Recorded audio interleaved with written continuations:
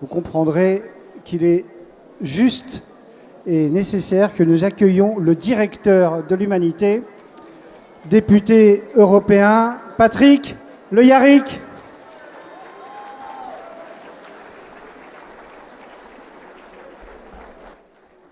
Chers amis, merci. Merci à chacune et chacun d'entre vous d'avoir répondu présent à cette grande soirée de mobilisation pour que vive l'humanité. Votre présence, les milliers de messages de sympathie et de soutien qui nous sont parvenus ces dernières semaines, les centaines d'abonnements réalisés, les versements massifs à la campagne de souscription, les nombreux dons que nous sont parvenus, chacun de ces gestes contribue à sa manière à tisser un impressionnant cordon de solidarité autour de notre groupe de presse. Il s'ajoute à une multitude d'événements organisés par des militants, les Amis de l'Humanité, les associations de lecteurs pour placer l'humanité sous protection populaire et citoyenne. Tous ces gestes nous donnent courage et énergie dans notre combat quotidien pour que vive l'humanité et nous permettent d'affronter nos lourdes difficultés. Ils montrent également la résonance profonde qui nous touche, nous émeut et parfois nous surprend du combat pour que vive l'humanité.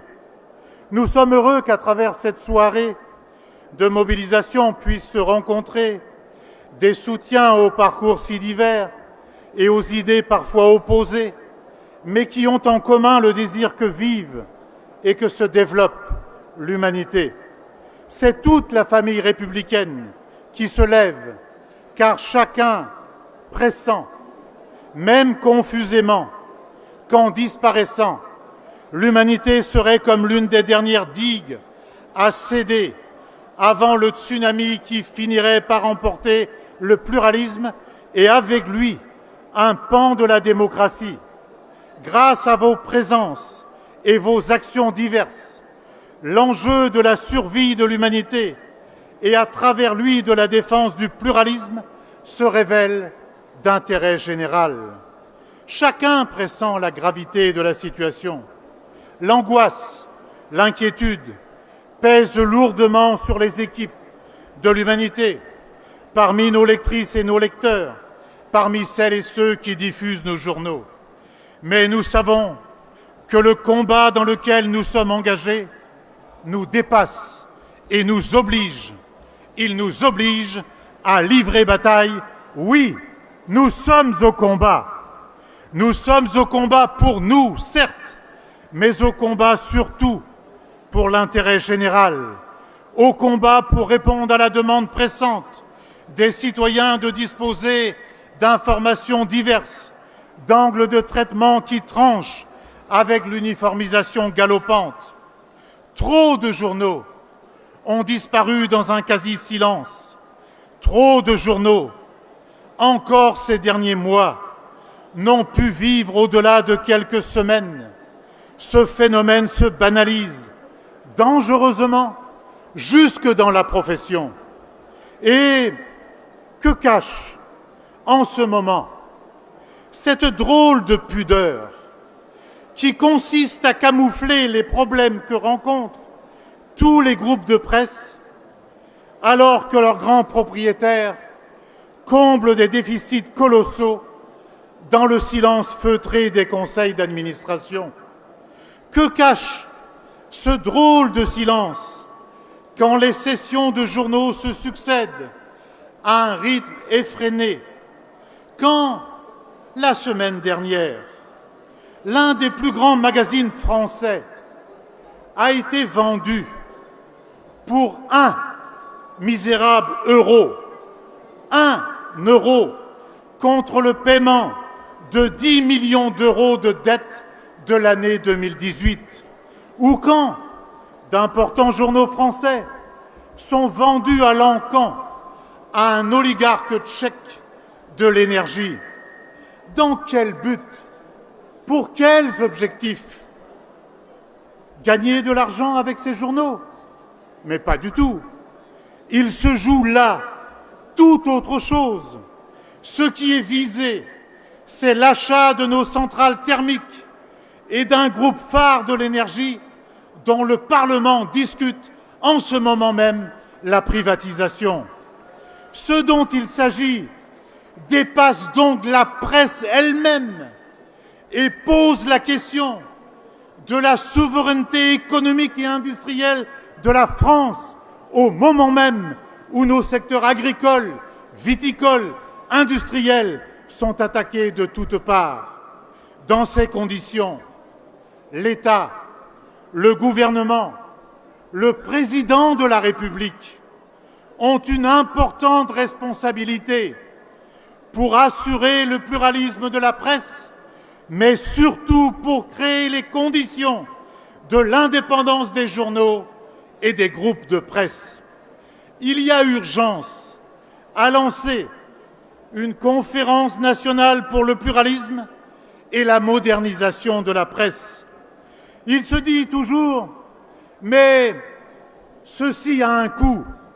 Oui, nous n'en doutons pas, mais nous posons la question « quel ordinateur savant pourra un jour nous calculer le prix exact de la démocratie ou de la non-démocratie ?»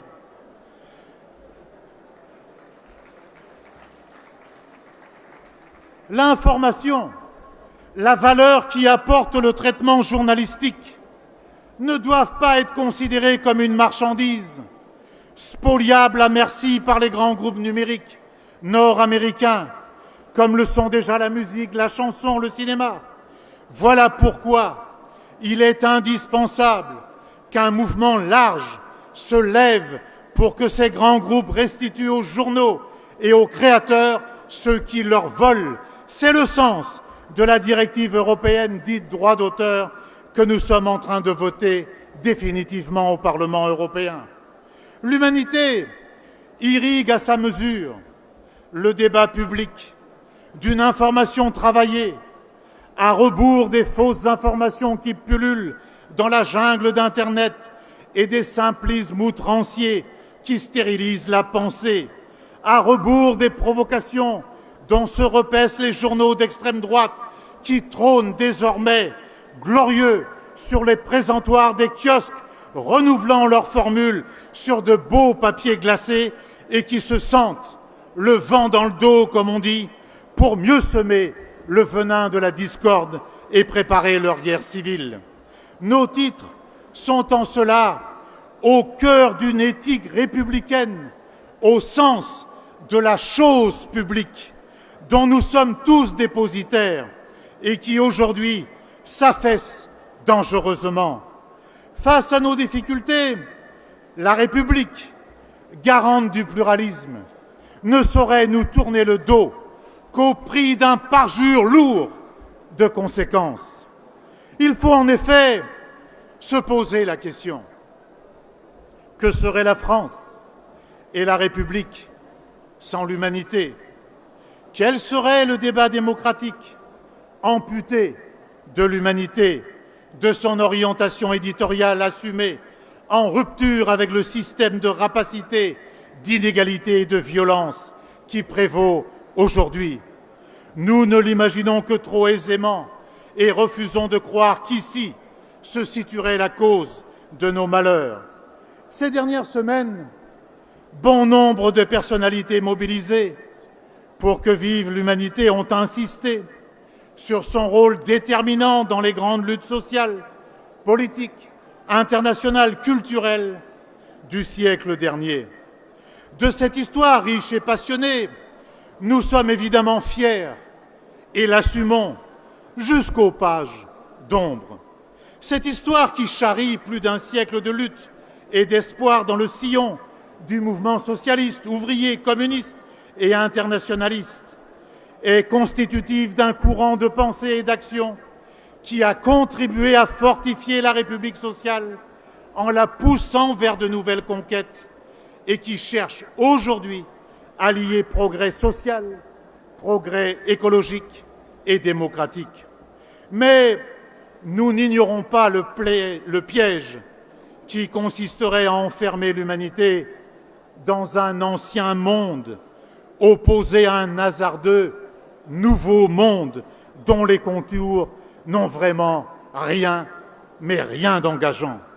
À l'heure où la question sociale se rappelle avec fièvre à ceux qui tentèrent de l'enterrer, où la guerre gronde sur l'ensemble du globe, où le péril écologique et climatique menace jusqu'aux possibilités d'existence d'une humanité, nous confrontons la rudesse de l'actualité à une forte ambition éditoriale que nous pensons d'une grande nécessité, sauf à considérer épuisée, comme si près de trop nombreuses personnes, la soif de liberté, d'égalité, de fraternité. Nous produisons cette information dans les dures conditions de l'indépendance. Cette indépendance est notre honneur, comme elle fut l'honneur du mouvement ouvrier. Mais elle a son revers, tant il est vrai que l'argent nous manque pour financer et mener à bien nos projets, qui, croyez-le, ne manquent pas. Cette indépendance n'est pour nous ni un supplément d'âme, ni une banale distinction. Elle contribue à définir un engagement pris par Jean Jaurès dans son éditorial fondateur, afin, je le cite, que l'indépendance du journal soit assurée et qu'il ne soit pas livré par des difficultés financières à des influences occultes. Faire vivre un grand journal sans qu'il soit à la merci d'aucun groupe d'affaires est un problème difficile, mais non pas insoluble, concluait Jaurès prémonitoire. Difficile, oui.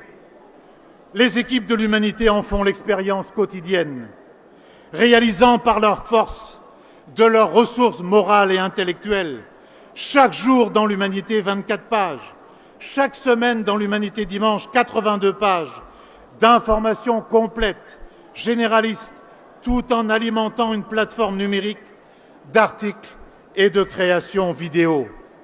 Elles le font sans commune mesure avec les moyens dont disposent la plupart de nos confrères. Problème difficile mais non insoluble, précisait Jaurès.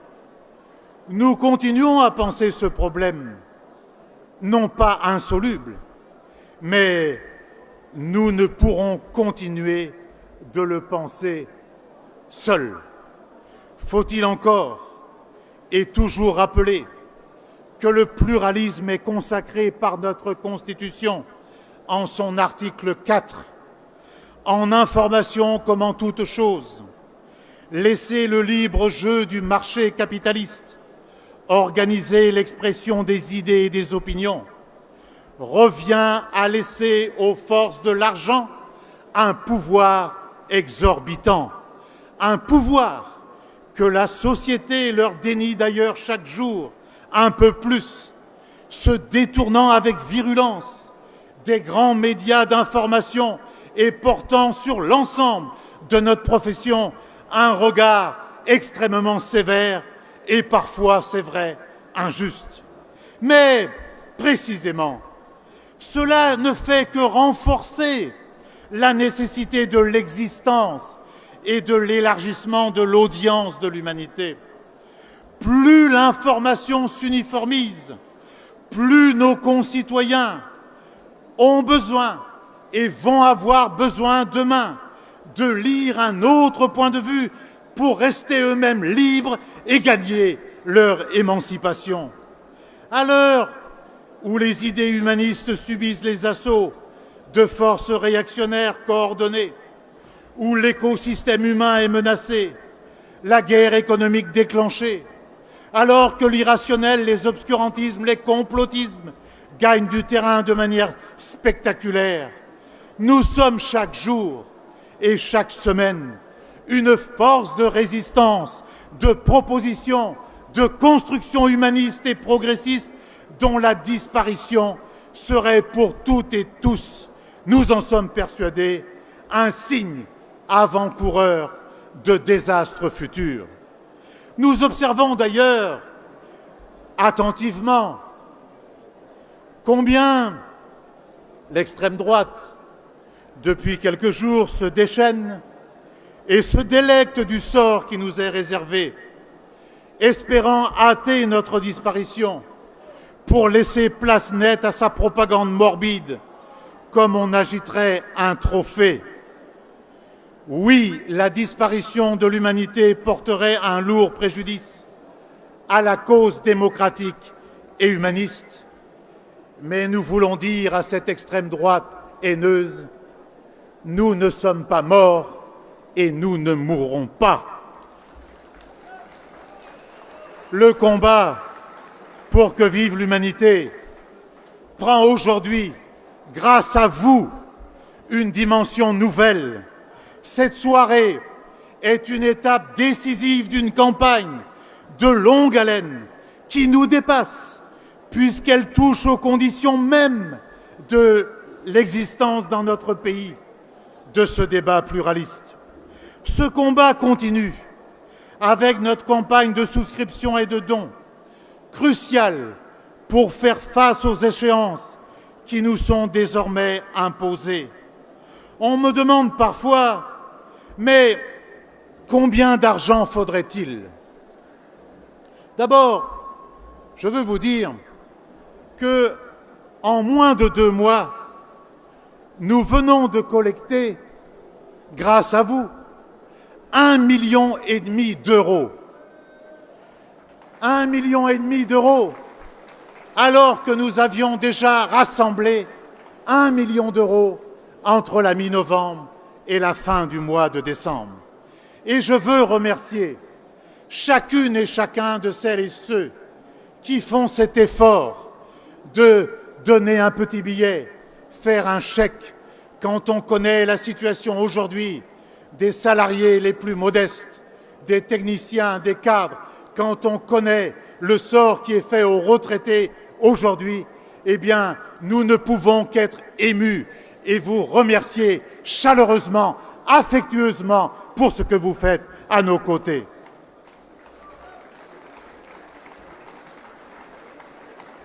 Alors, pour répondre à la question, oui, il faut beaucoup d'argent.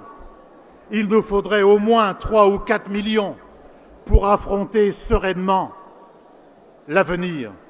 Mais maintenant que les lectrices, les lecteurs, les amis de l'humanité, des forces associatives, des syndicats, des fondations, des instituts sont si engagés, il est urgent de poser une nouvelle question.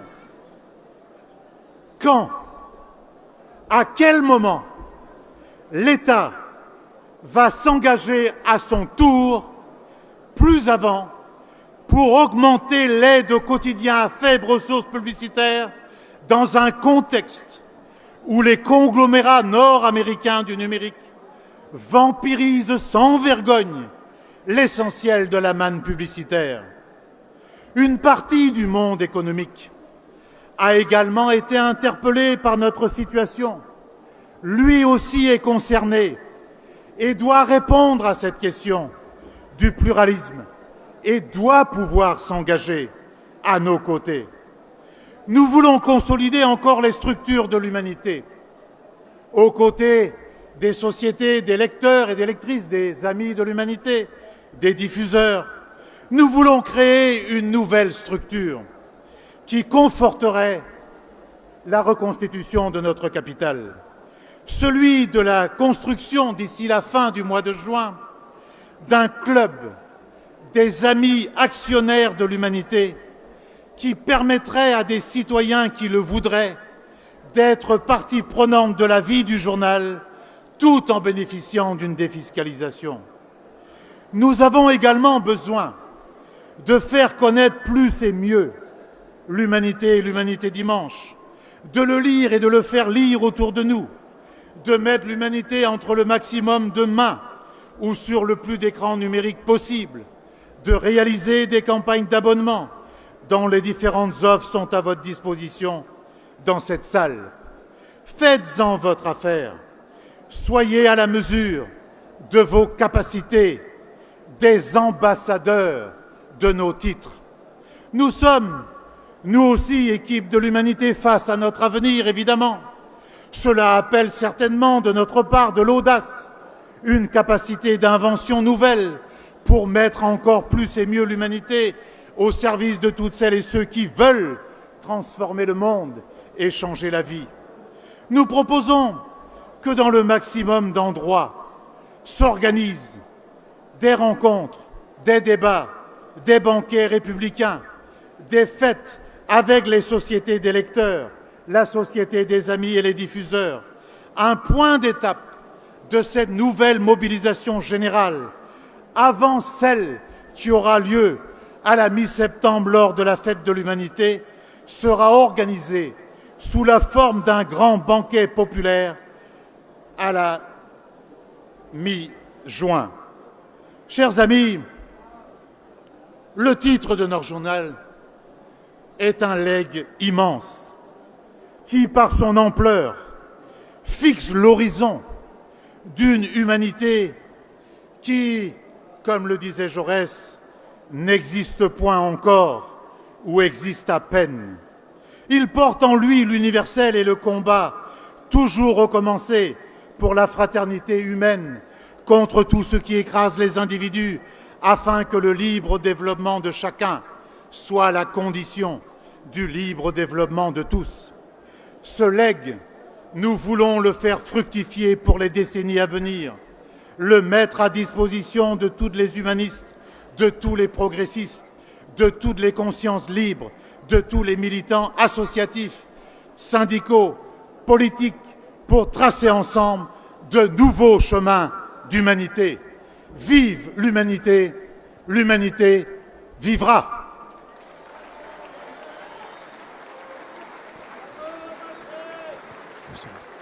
Merci, Patrick Le Yarrick, directeur de l'Humanité.